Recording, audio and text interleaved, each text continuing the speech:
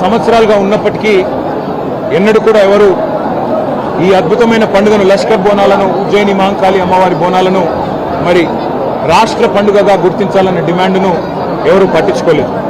కానీ పెద్దలు కేసీఆర్ గారి నాయకత్వంలో ఆ రోజు మా తలసాని శ్రీనివాస్ యాదవ్ గారు, అదేవిధంగా మా హైదరాబాద్ నగరానికి సంబంధించిన శాసనసభ్యులు, అదేవిధంగా నాయకులు అందరూ కూడా వచ్చి ఇది తప్పకుండా మనం చేయాల్సిన పని అంటే కేసీఆర్ గారు చెప్పిన మాట ఒకటే, మనం తెలంగాణ సాధించిందే ఆ తల్లి ఆశీస్సులతో. అందుకే ఆ తల్లికి ఒక బంగారు బోనం కూడా సమర్పిద్దాం రాష్ట్ర ప్రభుత్వం తరఫున. దాంతోపాటు అత్యద్భుతంగా అధికారిక లాంఛనాలతో అధికారికంగానే మొత్తంగా మరి రాష్ట్ర పండుగగా ఈ కార్యక్రమాన్ని చేస్తామని చెప్పాము, చేసి చూపెట్టాము. ఇవాళ చాలామంది చాలా చెప్తుండొచ్చు, కానీ కేసీఆర్ గారు భారతదేశంలో మొట్టమొదటి ముఖ్యమంత్రి.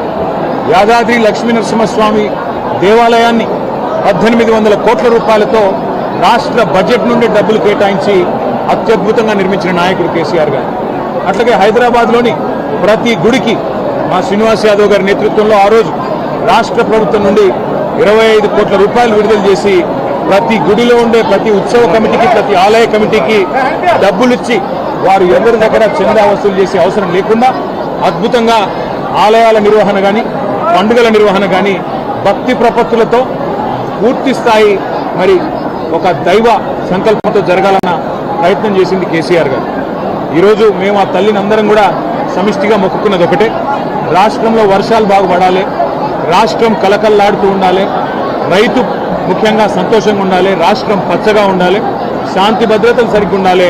ఆ తల్లి ఆశీస్సులు తన పిల్లలందరికీ కూడా ఉండాలని మనస్ఫూర్తిగా కోరుకుంటూ మీ అందరికి కూడా ధన్యవాదాలు. మీ అందరికి కూడా తల్లి ఆశీస్సులు ఉండాలని కోరుకుంటున్నాను.